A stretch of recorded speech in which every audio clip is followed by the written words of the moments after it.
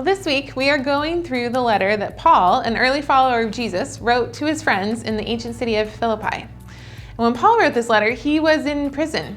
He was separated from everyone he loved, he was isolated, and he faced an unknown future. And yet, he writes a letter of encouragement to his friends. And I think there are some great parallels for us today.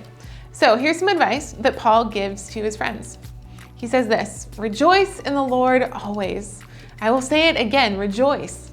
Let your gentleness be evident to all. The Lord is near.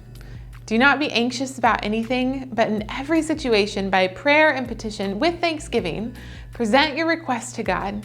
And the peace of God, which transcends all understanding, will guard your hearts and your minds in Christ Jesus." See, I love Paul's advice here, and I long to be the person that he describes. Someone that is joyful and gentle and thankful and peaceful. How I just wish I was that person. But more often than not, I end up being exactly what Paul says not to do. I am anxious, I don't pray, and I complain. And I know these things do not help me, and yet I fall into their trap far too easily.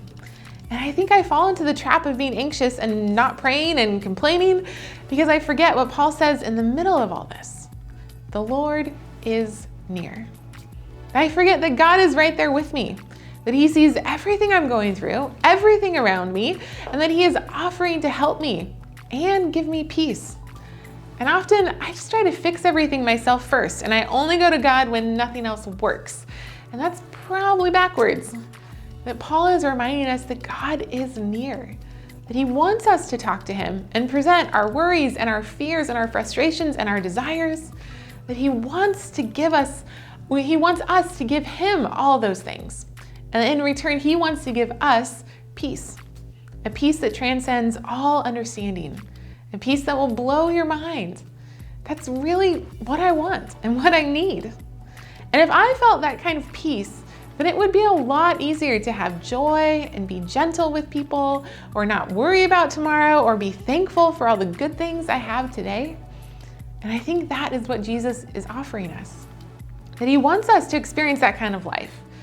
That Paul writes that when we stay close to Jesus, then the peace of God will guard our hearts, our emotions, and our minds, our thoughts. That we will actually feel peaceful, and our minds will experience peace even when it doesn't make sense. That we will have peace even when we still don't know what's going to happen. That we will get to experience that kind of life because we're not alone. The Lord is near. So tomorrow, when you start to feel yourself getting anxious or complaining, try just following Paul's advice. Remind yourself that God is right there with you. To tell him what you need and what you're feeling, and thank him for something good he's put in your life. And my hope and my prayer is that you would get to experience the peace of God in that moment.